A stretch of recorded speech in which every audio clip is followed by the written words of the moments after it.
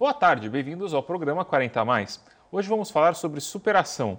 Quantas pessoas na meia-idade são atingidas por um problema, uma doença ou algum tipo de deficiência e pensam que a vida não tem mais sentido? A adaptação a uma nova realidade geralmente não é fácil, mas é possível e o esporte é sempre um meio para voltarmos a viver de forma plena.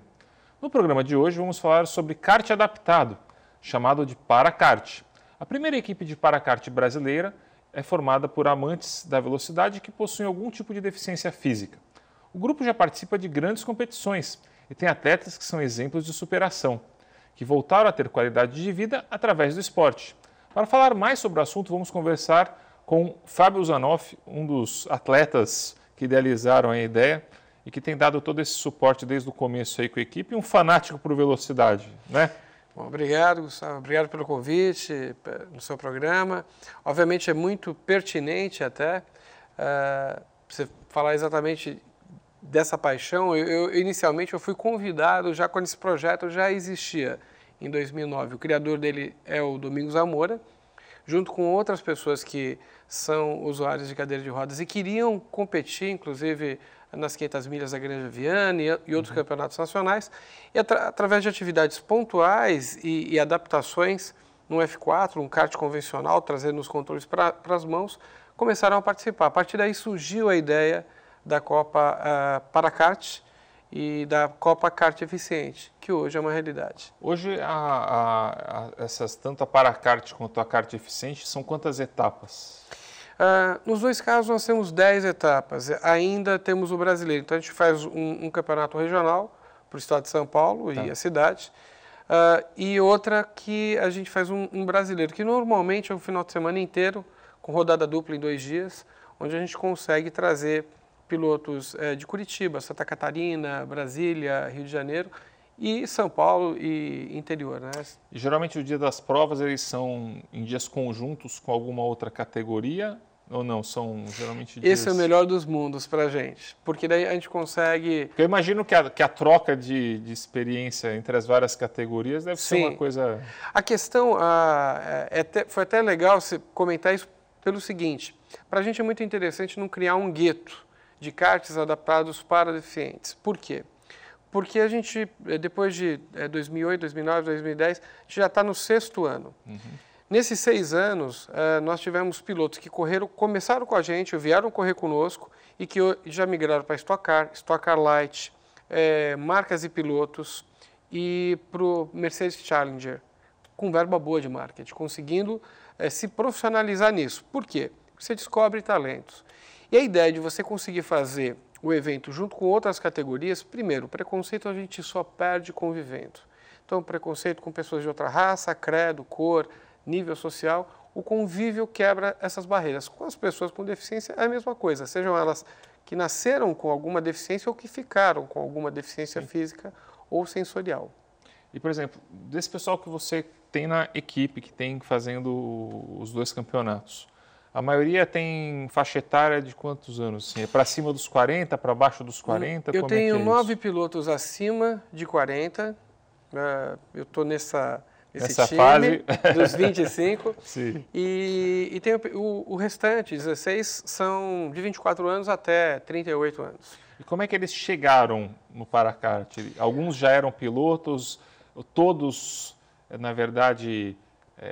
foi uma primeira experiência que acabaram gostando? Como é que foi isso? Você tem realmente uma diversidade bem grande. Você tem pessoas que corriam de kart quando andavam e após o acidente voltaram a correr. Você tem pessoas como eu que nunca haviam andado num kart. E você tem pessoas que já tinham uma atividade relacionada ao automobilismo extremamente forte. Inclusive pessoas fora do Brasil. A gente estava com um piloto francês que ele corria com o Schumacher, ele ganhava dele no kart. Sim. Há 20 e poucos anos atrás, 30 anos. Enfim, então você acaba tendo esses 2 tipos de componente. Pessoas que nunca participaram de automobilismo em nenhuma modalidade e pessoas que participavam do automobilismo já. E que nem você me falou, uma parte desses componentes, né, você tem um kart lá, um modelo 1 F4, que vocês adaptaram para que os comandos que eram no pedal fossem nas mãos. Essa parte de adaptação da parte mecânica, vocês tiveram algum parceiro? Como é que foi isso? Hoje o nosso parceiro que faz as nossas adaptações é uma empresa em São Paulo que fica na zona lá chamada Adapt Auto. Ela é especializada em pegar qualquer tipo de veículo e adaptar para pessoas com deficiência. Você tem um mercado, que inclusive tem uma feira chamada Reatec, que é uma feira da América Latina para esse segmento. Sim. Toda a cadeia de fornecedores, de produtos e serviços e pessoas que trabalham com reabilitação no Brasil e na América Latina expõem nessa feira, inclusive a indústria automobilística brasileira. Então, nesse local você consegue, inclusive... outras coisas que não só carro. Exatamente. Então, você consegue triciclo, você consegue gente que pega uma moto e adaptar para um triciclo, ou gente que vende um quadriciclo. Você tem diversos fornecedores que podem estar ajudando nesse aspecto. E, por exemplo, agora em termos práticos durante a corrida, as regras que vocês têm nas categorias são as mesmas regras da FPK para... Sim, exceto aquela que você sai correndo e pula no kart sim, e tem que ir, porque aquela não teria como. Lógico. Mas a tomada de tempo, a gente segue exatamente as mesmas regras. Tanto é que hoje, na Pro 500, da Granja Viana, por exemplo, a gente tem uma equipe que é formada por 2 paraplégicos do nosso time. Sim.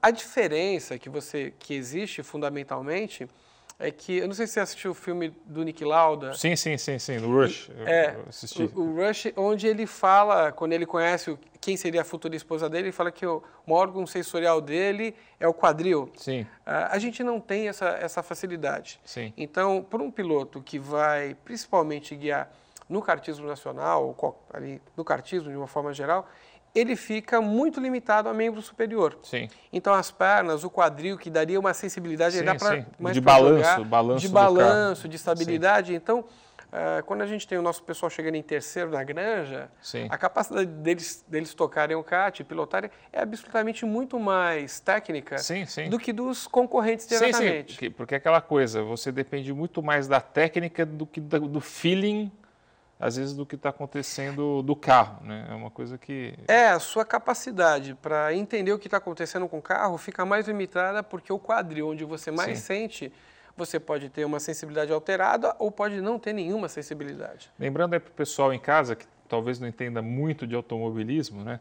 Uma das coisas que são interessantes do kart, que muitas vezes a gente vê muita gente evoluindo do kart direto para as Fórmulas 3, Renault, mesmo Fórmula 1... é que são carros monoposto. O carro monoposto é que é a cadeirinha no meio do carro, não tem uma cadeira do lado, e toda a geometria do carro ela é feita para esse balanço central. Né? É diferente de uma Stock Car, de outros carros, que é biposto, enfim, em que o balanço do carro é totalmente diferente. Tanto que é uma coisa que... eu sou um amante do kart, infelizmente... por falta de tempo e até por falta de oportunidade de juntar uma turma de amigos para começar a treinar, eu não fui adiante, mas pouca gente em casa, acho que prestou atenção que tanto um Fórmula 1, né, quanto um kart, isso funciona igual, muita parte da habilidade e do tempo ser uma coisa que realmente... o Schumacher marcou um tempo maravilhoso. Mas pode perceber que tem curva ali que ele faz a curva de lado. É que pouca gente percebe isso, que tanto o kart quanto o Fórmula 1 são carros que, por serem monopostos, você consegue... É aquela derrapadinha que te ajuda a não perder tempo na freada, né, muitas vezes. E às vezes é fundamental que não dê derrapada para não perder tempo. Em alguns momentos é fundamental que se faça o inverso. Sim. E só a experiência e, obviamente, a prática faz com que você tenha esse feeling, né? Coisa que é mais difícil de a gente ver num Stock Car, num carro que é mais...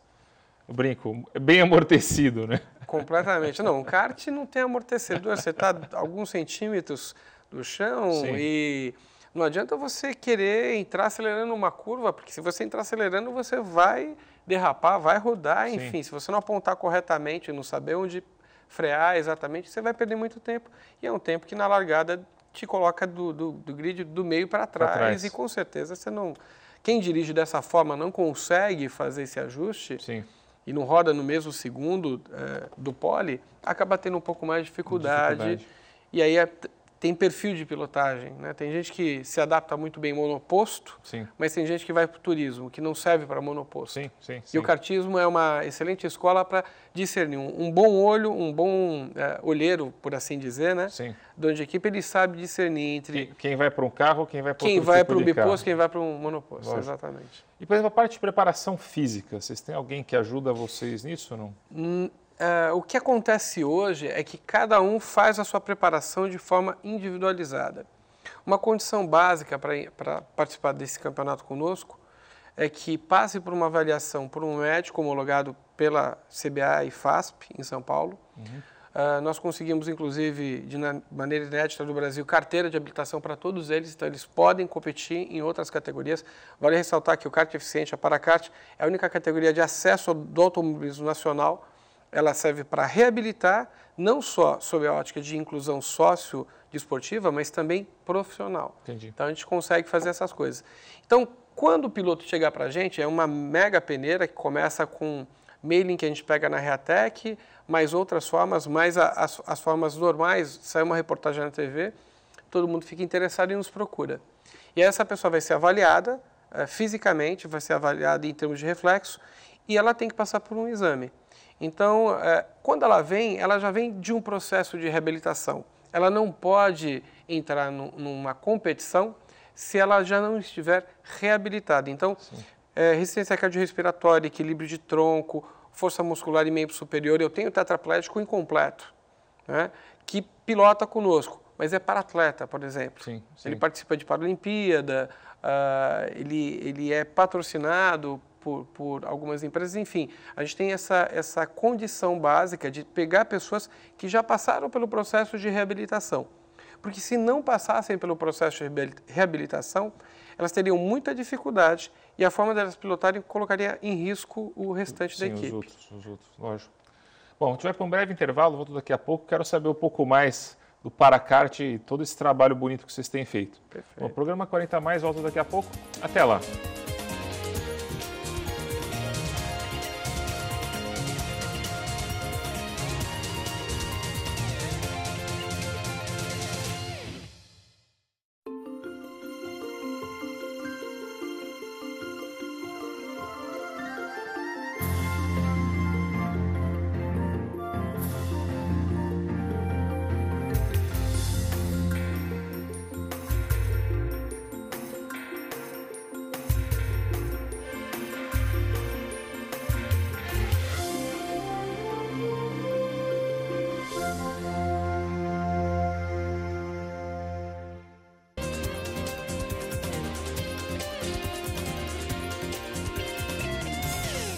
Bom, voltamos para o segundo bloco do programa 40 Mais. Hoje estamos falando de Paracart com o Fábio Zanoff. Bom, obrigado pela explicação. Eu sei que o pessoal em casa adora a velocidade.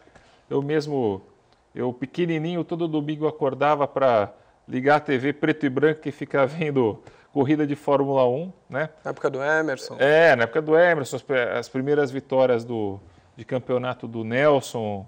Eu brinco, o Brasil ele sempre foi bem fincado. Eu acho que tanto o Brasil, o argentino, de um modo geral, sempre teve essa raiz no automobilismo muito forte, né?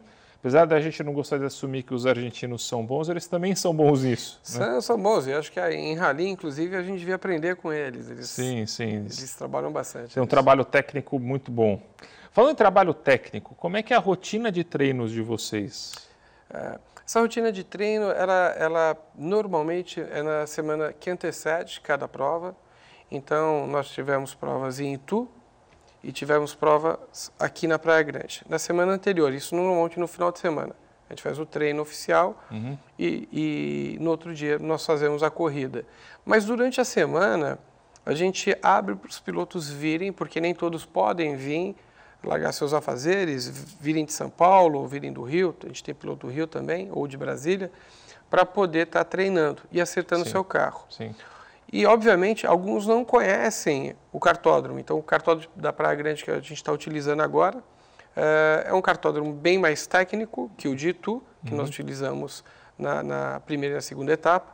Isso pede um pouco de treino para ele conseguir entender, memorizar o cartódromo, o traçado todo e exatamente ver como é que ele está se comportando, porque às vezes ele consegue ter um rendimento bom, acontece um pequeno detalhe, a gente sabe, é uma mecânica, alguma coisa relacionada à carenagem. A gente tem uma carenagem que ela é injetada em plástico deformável, não usamos mais fibra. Tá. De vidro, porque se ela cortar, vira uma lâmina. Sim, sim. E por uma questão de segurança e até visibilidade dos patrocinadores, nós optamos por fazer injetado em plástico deformável. Sim. Então isso provoca um aquecimento até maior. Sim. Então ele vem até por conta disso. Ele tem que ter fazer um preparo físico e cardiorrespiratório muito bom, porque a pressão que se exerce, né, e o contrário do que se pensa, quando você vai fazer a curva para a direita, você joga o corpo para compensar e dar atrito do lado esquerdo. Sim, sim. E o inverso quando você vira para a esquerda. Sim.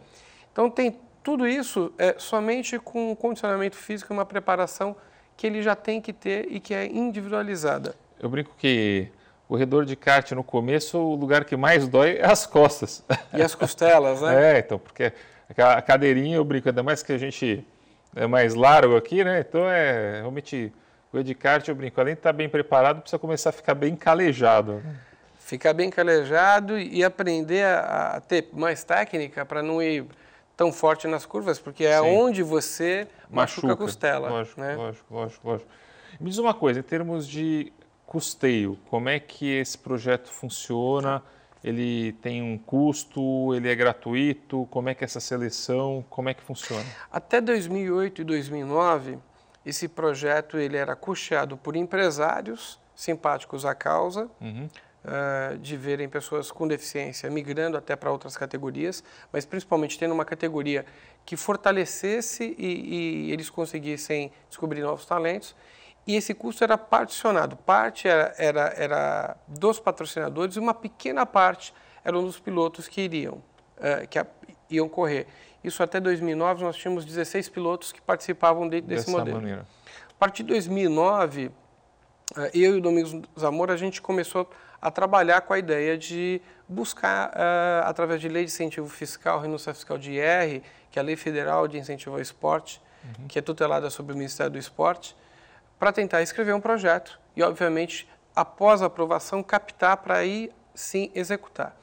Fizemos esse modelo em 2010, conseguimos um parceiro bom para nos ajudar a formatar esse projeto, um proponente também de peso, que foi a Confederação Brasileira de Automobilismo, e a partir desse momento o custo ficou completamente nas costas do patrocinador, ou seja, então no ano 2011 a Sabesp foi o nosso patrocinador master e nenhum piloto pagou absolutamente nada. Então colar cervical, macacão, balaclava, todo kart, peça de reposição, pneu, gasolina, treino, enfim, todo aquele custo que é proibitivo, porque kart o kartismo é caro, ainda é caro. É muito caro, né?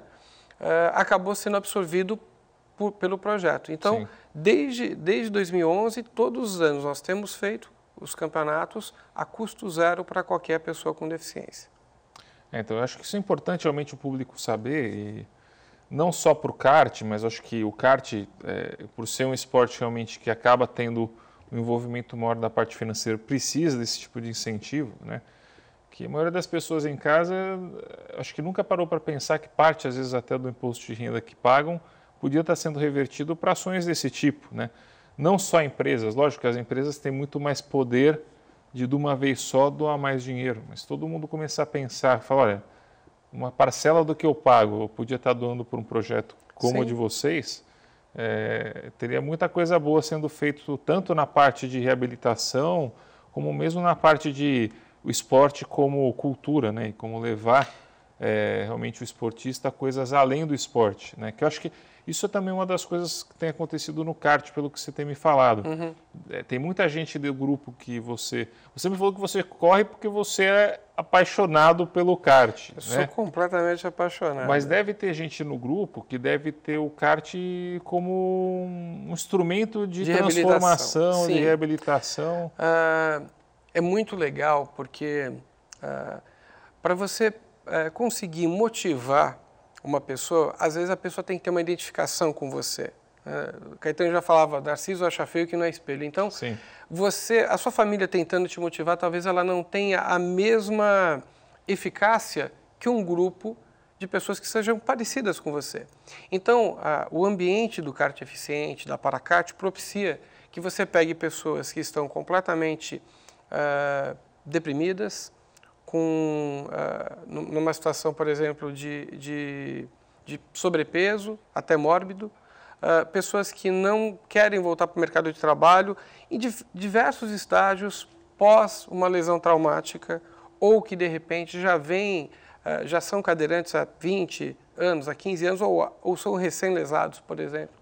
E aí, a maneira pela qual o ambiente de reabilitação ocorre e é divertido e também com competição, propicia uma série de coisas. Propicia que a pessoa procure ter um condicionamento físico e ela vai fazer fisioterapia porque ela vai querer ganhar. Sim, lógico. Porque uma vez que ela experimenta a velocidade e a competição, aquilo vicia e você não quer perder. E você coloca uma pessoa cadeirante atrás de um volante, com a adaptação correta, ela está num nível de igualdade com qualquer outra pessoa.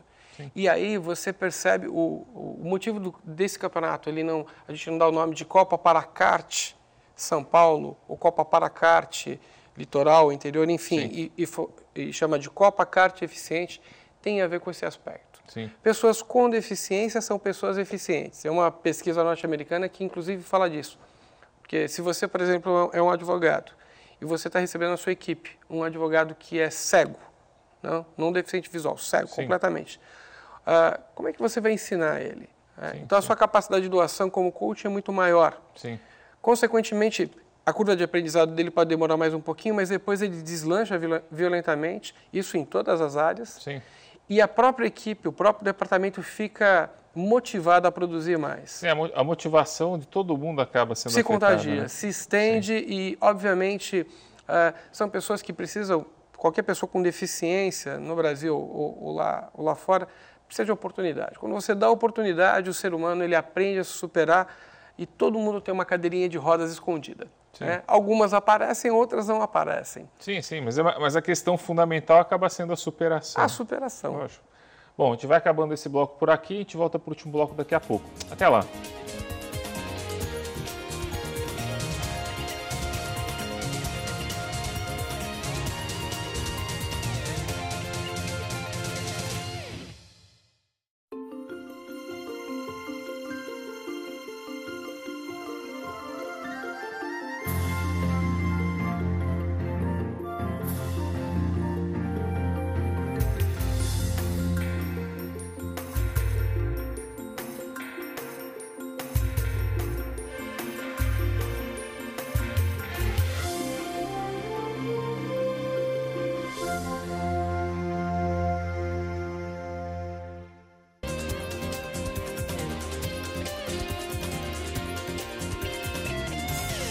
Bom, voltamos para o último bloco do programa 40 Mais. Hoje estamos falando sobre Paracart.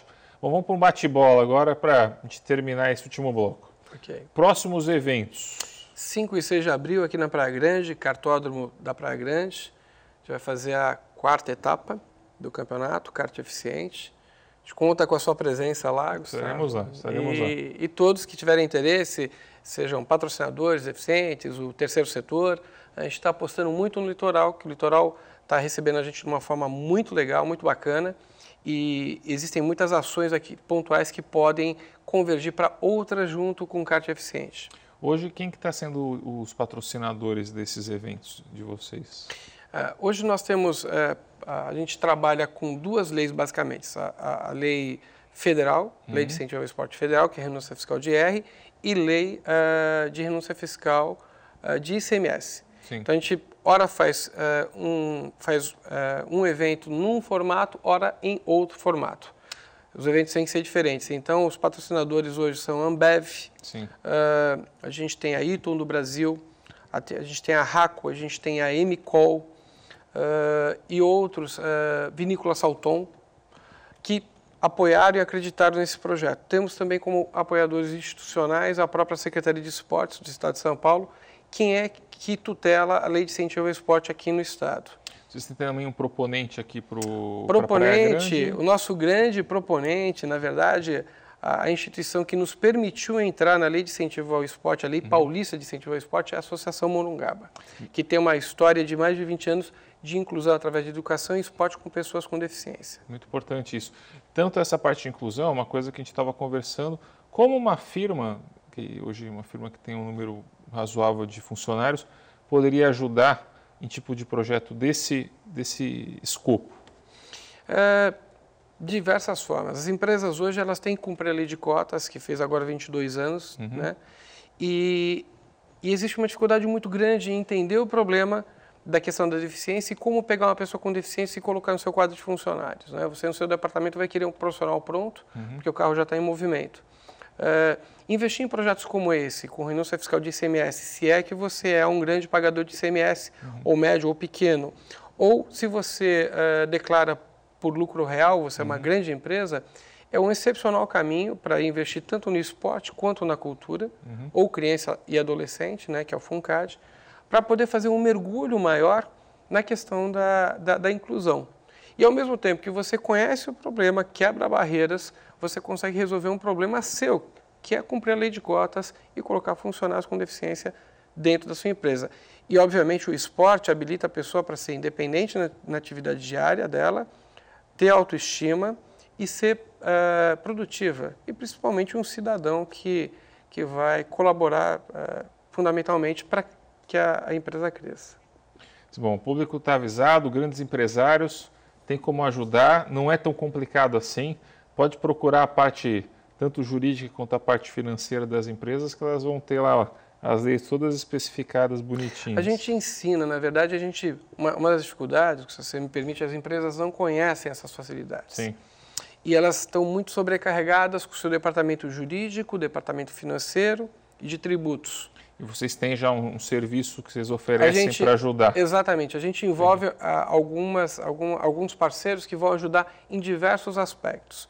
Então, o trabalho que eles vão ter vão ser escolher os melhores projetos que estão mais alinhados com a sua política de sustentabilidade, RH, de comunicação e de marketing. Sim, sim. Bom, então já tem a pessoa certa, os contatos depois a gente coloca no VT para o pessoal em casa. Obrigado. Tá? Fábio, eu queria te agradecer, viu? E só tenho uma coisa para falar, dia 5 e 6 estaremos lá para acelerar. Nós que agradecemos a oportunidade. Obrigado, Gustavo. Obrigado, viu, querido? Bom, o programa 40 Mais ele acaba por aqui. Até o próximo final de semana, às 14 horas, na TV Santa Cecília. Até lá!